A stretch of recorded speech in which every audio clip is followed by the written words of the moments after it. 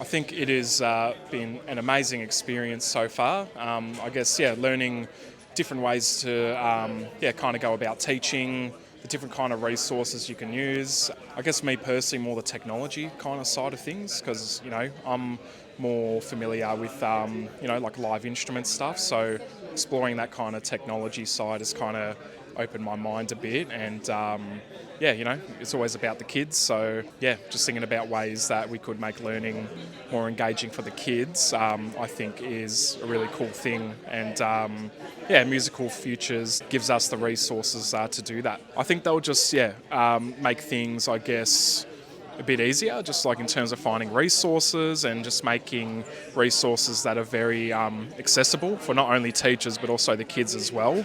Just kind of having them on the go and just going, hey, you want to learn this song? Like, let's go on this website. We got it right here.